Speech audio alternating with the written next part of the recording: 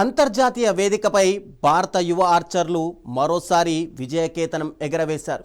దక్షిణ కొరియాలోని ఇన్చియాన్లో నిర్వహించిన ప్రపంచ ఆర్చరీ కేఏఏ యూత్ ఇన్విటేషనల్ 2024 టోర్నమెంట్లో భారత రికర్వ్ బాలికల జట్టు స్వర్ణ పతాకాన్ని కైవసం చేసుకుంది.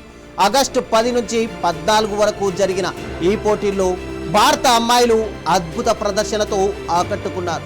ఫైనల్ పోర్లో కొండపావులీరి యుక్తశ్రీ కృషి కుమావత్ ప్రజల్ తోలియాలతో కూడిన భారత జట్టు ఆతిథ్య దక్షిణ కొరియా జట్టును ఢీకొట్టింది. ఉత్కంఠభరితంగా సాగిన ఈ మ్యాచ్లో భారత జట్టు 5-3 తేడాతో కొరియాపై ఘన విజయం సాధించి పసిడి పతాకాన్ని ముద్దాడింది.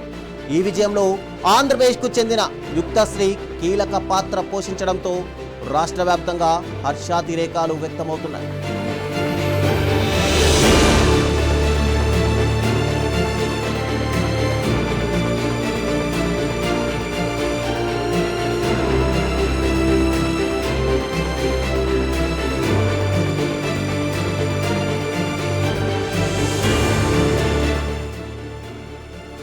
ఈ సందర్భంగా షాప్ చైర్మన్ ఏ రవినాయుడు, ఆంధ్రప్రదేశ్ ఆర్చరీ అసోసియేషన్ అధ్యక్షురాలు నందమూరి తేజస్విని, చైర్మన్ చెరుకూరి సత్యనారాయణ, ప్రధాన కార్యదర్శి బివి రమణ తదితరులు జట్టును అభినందించారు.